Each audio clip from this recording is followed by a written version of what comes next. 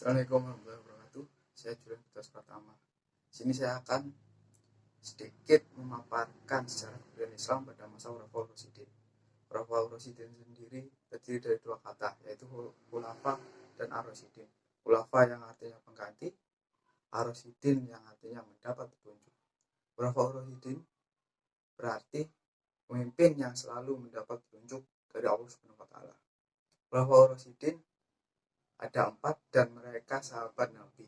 Yang pertama ada Abu Bakar As-Siddiq, Umar bin Khattab, Utsman bin Affan, dan Ali bin Abi Thalib.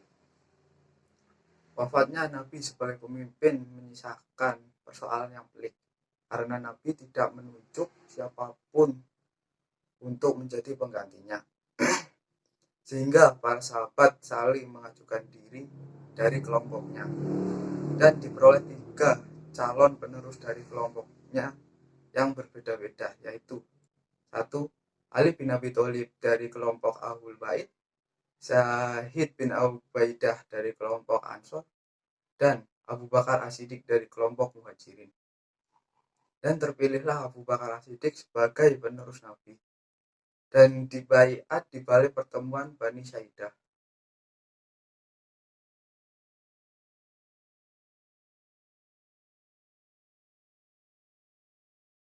Abu Bakar As-Siddiq lahir pada tahun 568 Masehi atau 55 tahun sebelum Hijriah.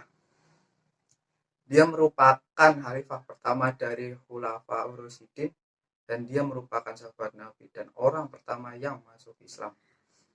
Masa dimulai awal permasalahan siapakah yang akan memimpin umat Islam pasca meninggalnya Nabi, dan pada masanya banyak bermunculan orang murtad, orang yang enggan membayar zakat, dan para nabi palsu. Berkat kecerdasan dan keteguhan hati para sahabat, semua masalah dapat distabilkan kembali. Kemajuan pada zaman Abu Bakar As-Siddiq yaitu memperbaiki sosial, menangani masalah di tanah Arab seperti banyak orang-orang murtad, orang-orang yang enggan membayar zakat, dan para nabi palsu. Mengumpulkan ayat-ayat Al-Quran, di mana ini usulan Umar bin Khattab, karena banyak orang yang hafal Al-Quran gugur di medan perang, dan ayat-ayat Al-Quran berserakan di daun, kulit kayu, di tulang, dan sebagainya. Hal ini dikhawatirkan mudah rusak dan hilang. Membuat lembaga Baitul Mal, semacam kas negara atau lembaga keuangan yang pengelolanya dipercayai Abu Ubaidah. Sebelum Abu Bakar wafat, beliau sempat mengajukan Umar bin Khattab sebagai penerusnya.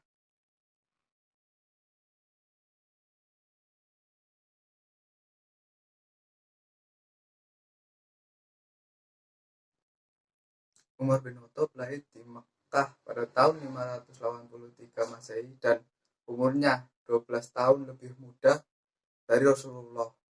Juga keturunan dari Bani suku Adi atau Bani Adi. Masa kekhalifahan Umar bin Khattab itu selama 10 tahun 6 bulan, yaitu dari tahun 13 Hijriah sampai 23 Hijriah. Dan Umar bin Khattab wafat karena dibunuh pada umur 63 tahun.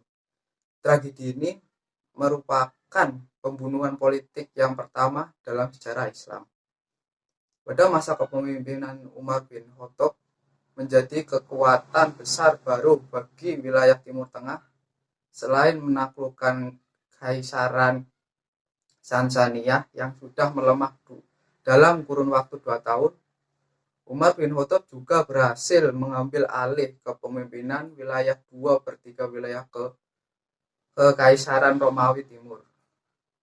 Pada masa kepemimpinan Umar bin Khattab berhasil menaklukkan 2 negara adidaya, yaitu Persia dan Romawi. Umar bin Khattab juga memerintah sensus di mana di semua wilayah Islam. Tahun 638 Masehi, ia juga memerintah melakukan renovasi Masjidil Haram di Mekah dan Masjidil Nabawi di Madinah. Dan Umar bin Khattab juga memulai proses kualifikasi hukum Islam. Kemudian setelah Khalifah Umar bin Khattab wafat, Islam dipimpin oleh Utsman bin Affan dengan pemilihan yang dilakukan oleh Dewan Syura yang dibentuk oleh Umar bin Khattab.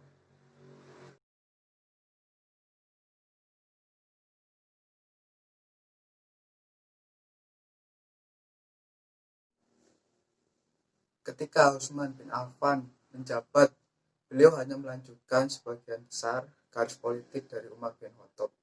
Ia melakukan berbagai ekspedisi untuk memperluas wilayah Islam. Ulasan itu memunculkan situasi sosial yang belum pernah terjadi. Kemajuan yang diraih Utsman bin Affan yaitu pembukuan Al-Quran akhir pada 24 Hijriah, ekspansi wilayah Islam, peluasan Masjidil Nabawi dan Masjidil Haram. Ali bin Abi Thalib adalah khalifah terakhir sepeninggal Nabi Muhammad SAW.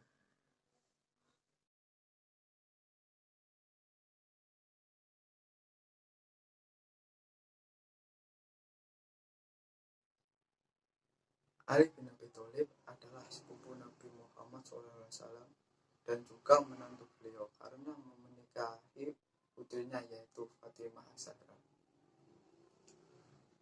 Pengangkatan Ali bin Abi Thalib sebagai khalifah berbeda dengan pengangkatan khalifah sebelum-sebelumnya.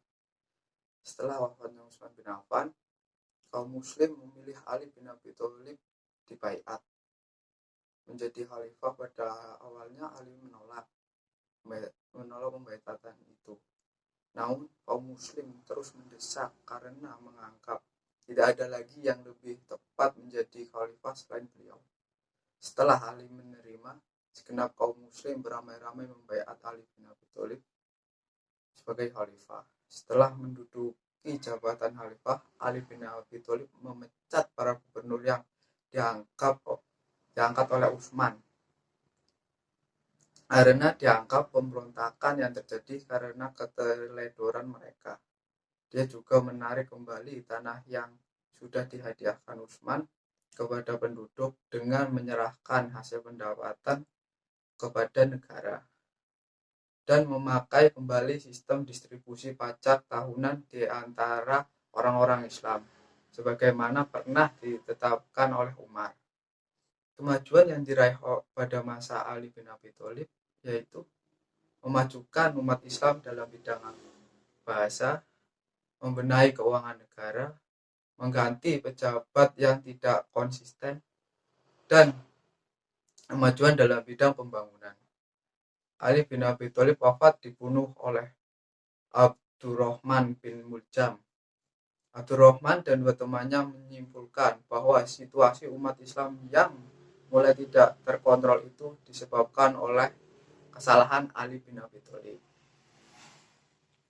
Abdurrahman bin Muljam datang ke Kufah untuk bertemu wanita yang ia cintai.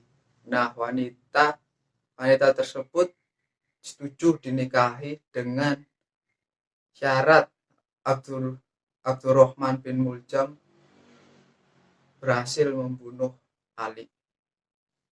Akhirnya Ali ditikam oleh Abdurrahman bin Muljam di Masjidil Agung Kufah. Setelah kematian Ali bin Abi Thalib, Abdurrahman bin Muljam dihukum mati sebagai pembalasan oleh Hasan bin Ali. Mungkin cuman sedikit yang bisa saya paparkan tentang sejarah kebudayaan Islam pada masa Khulafaur Rasyidin. Kurang lebihnya saya mohon maaf. Wassalamualaikum warahmatullahi wabarakatuh.